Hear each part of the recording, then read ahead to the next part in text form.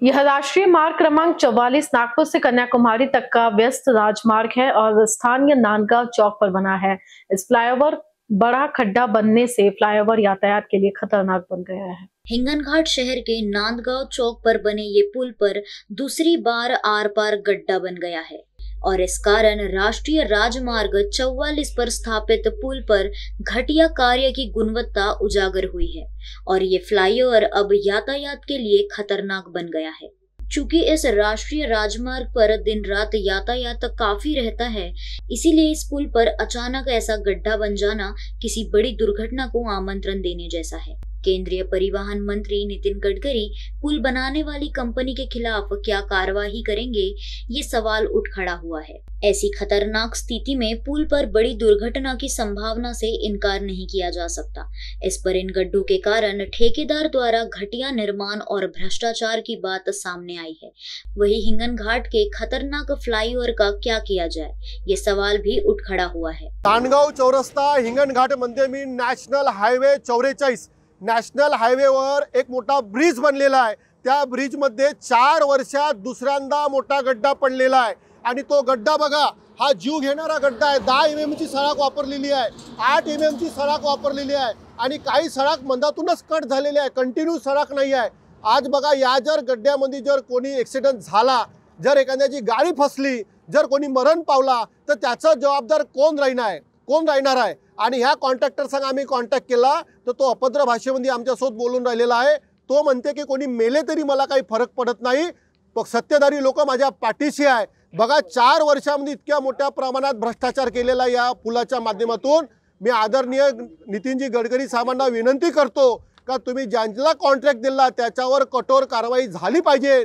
आणि इथं ज्या पद्धतीनं गड्डा पडलेला आहे, हा 4 वर्षात दुसऱ्यांदा गड्डा पडलेला आहे आणि आर पार गड्डा आहे, निकृष्ट दर्जाचं काम झालेलं आहे। याच्यावर चौकशी लावली पाहिजे आणि कारवाई केली पाहिजे, अशी आमची राष्ट्रवादी काँग्रेस पार्टीकडून आम्ही मागणी करतो। हिंगणघाटच्या राष्ट्रीय महामार्गावर 44 या ठिकाणी बघू शकता, या ठिकाणी पहिल्यांदा हे जे भगदाड पडलं होतं, रस्ते महामार्ग मंत्री नितीन गडकरी यांनी 4 वर्ष आधी या पुलाचं उद्घाटन केलं होतं। एकूणच गुणवत्ता क्वालिटीचा इथे प्रकार जो आहे किंवा गुणवत्ता नसलेला पूल असंच म्हणावं लागेल। या ठिकाणी पाहू शकता आपण, याच राष्ट्रीय महामार्गावर दुसऱ्यांदा जे भगदाड पडलं, भगदाड जे आहे आरपार दिसणार आहे, या ठिकाणी मोठी दुर्घटनाही होऊ शकत होती।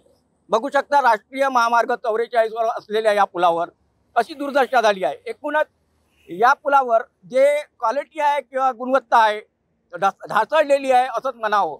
राष्ट्रीय महामार्ग हा मोठा वर्दळीचा महामार्ग आहे, तेव्हा या ठिकाणी असं जे कार्य किंवा गुणवत्ता नसलेला पूल या ठिकाणी बनलेला आहे। एकूणच या पुलावर प्रश्नचिन्ह निर्माण झाले आहे।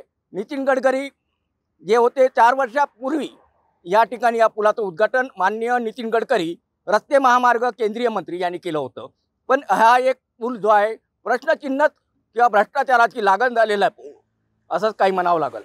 हिंगणघाटच्या राष्ट्रीय महामार्ग 44 नांदगाव सेंट जॉन कॉन्व्हेंट या पुलावर मोठं भगदाड पडलं आहे। या ठिकाणी जे आहे काही राष्ट्रवादीचे सरचिटणीस अतुल वांदिले हे सुद्धा आले, आपण दृश्यांमध्ये पाहू शकता। हेच मोठं भगदाड आहे। याच्या आधी सुद्धा असंच एक जे मोठं भगदाड इथं पडलं होतं आणि जे आहे दुर्घटनाची मोठी संभावना आहे। निकृष्ट बांधकामाचा हा नमुना असंच म्हणावं। केंद्रीय रस्ते वाहतूक मंत्री नितीन गडकरी यांनी या पुलाचं 4 वर्ष आधी उद्घाटन केलंय। काय म्हणणार भाऊ, आज हे पुलात जे भगदाड पडलं दुसऱ्यांदा पडलं, काय बोल?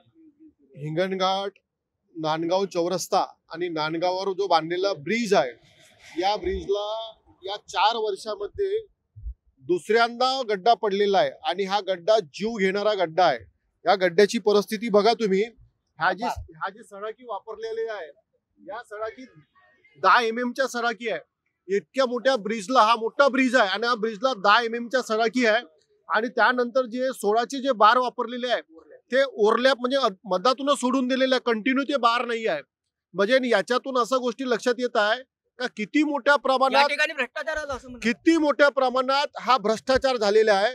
हिंगणघाट, समुद्रपूर, सिंदी रेल्वे विधानसभा क्षेत्रातल्या जनतेला मी आणखी सांगतो की जेही काम जे होऊन राहिलेले या सत्तेधारी लोक कामं करत आहे, निकृष्ट दर्जाचे कामं करत आहे, एकही काम चांगल्या दर्जाचं नाही आहे आणि इतका मोठा उड्डाण पूल आहे आणि या उडान पूलवर एवढ्या मोठ्या मला प्रमाणात सांगा, खड्डा हा पडलेला गड्डा आहे. दुसऱ्यांदा पडला अशाच प्रकारे? हा दुसऱ्यांदा गड्डा पडलेला आहे. उडान पूल बनल्यानंतर 2 वर्षानंतर पहिला गड्डा पडला आणि त्याच्यानंतर आणखी 1-1.5 वर्षानंतर आणखी हा दुसरा गड्डा पडलेला आहे.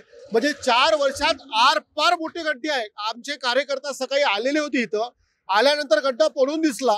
त्यांनी तातडीनं प्रशासकीय अधिकाऱ्यांना फोन केले, त्यांना बोलून अजूनही ते घेतलं. प्रशासन कुठे दिसत नाही, फक्त नाही, barricade केलेलं आहे. प्रशासकीय अधिकारी कोणी आलेले नाही, पण बॅरिकेड करून यासाठी केलेले आहे का लोकांचा जीव वाचला पाहिजे. हा मार्ग आता वाहतुकीसाठी बंद पाहिजे होता, कारण का मोठा खड्डा पडला आहे आणि पुलाची धोकादायक परिस्थिती निर्माण झाली आहे. आतापर्यंत वाहतुकीसाठी मार्ग बंद झालेला आहे. सरासरी हे सत्तेधारी पक्ष आहे आणि सत्तेधारी नेते आहे, यांना लोकांची जीव घ्यायची आहे, जीव. बघा, ह्या जर आता ठिकाणी कोणताच प्रशासकीय अधिकारी नाही आलेला आहे. इथं जर एखादी टू व्हीलर घेऊन एखादी व्यक्ती आला तर त्याचा अपघात झाल्याशिवाय राहत नाही. एखादी ट्रक जर इथून गेला तर ट्रकच्या चक्का फसून त्याचा ऍक्सिडेंट झाल्याशिवाय राहणार नाही. टू व्हीलरवाला जर येऊ किंवा ट्रॅव्हल्स येऊ कोणती बी, तर मोठ्या प्रमाणात अपघात या भागामध्ये होऊ शकते, या गड्ड्यामध्ये फसून होऊ शकते. तरी प्रशासन, नॅशनल हायवे डिपार्टमेंट दुर्लक्ष करून आलेला आहे. म्हणजे बघा कशा पद्धतीचा हा भ्रष्टाचार आहे. या पूलमध्ये 10 mm ची सडक वापरलेली आहे, 10 mm ची, आणि ते सडक जे 8 mm सडक आहे. म्हणजे बघा, मी माननीय या देशाचे मंत्री नितीनजी गडकरी साहेब, मी त्यांचे कामं चांगले आहे, ते मोठ्या प्रमाणात विकास करतात, आमच्या शुभेच्छा त्यांच्या पाठीशी आहे. पण गडकरी साहेब, तुम्ही ज्या पद्धतीने टेंडर काढलेला आहे आणि हा जो ब्रिज झालेला आहे, या ब्रिजचं काम बघा, निकृष्ट दर्जाचं आहे. ज्याही कॉन्ट्रॅक्टरनं बनवलं त्याच्यावर कारवाई व्हायला पाहिजे, त्यांच्यावर कारवाई होऊन त्यांना दोषी ठरवायला पाहिजे. मला सांगा, 4 वर्ष आधी याच पुलाचं उद्घाटन माननीय नितीन गडकरी केंद्रीय मंत्री यांनी केलं होतं. गडकरी साहेबांनी याचं उद्घाटन केलं. 2 वर्षामध्ये त्याला गड्डे पडले, मोठे मोठे गड्डे पडले, जीव घेणारे गड्डे पडले. पण त्यानंतर आम्ही आवाज उचलला, राष्ट्रवादी काँग्रेस पार्टीच्या माध्यमातून आंदोलन केलं, पण त्याच्यावर काही मार्ग निघालेला नाही आहे. कारण की अनेक लोक करप्टेड आहे, पैसा खाल्लेला आहे, भ्रष्टाचार केलेला आहे. हे सर्व लोकांसोबत जनतेसमोर उघडकीस झालेला आहे. आणि हा भ्रष्टाचार बघा, हिंगणघाटातल्या जनतेच्या लोकांनी बघा, इथे येऊन बघा, जीव घेणारा गड्डा पडलेला आणि 4 वर्षात ब्रिजला गड्डा पडत आहे. याचा मतलब 100 मधून 100% हा मोठा भ्रष्टाचार झालेला आहे.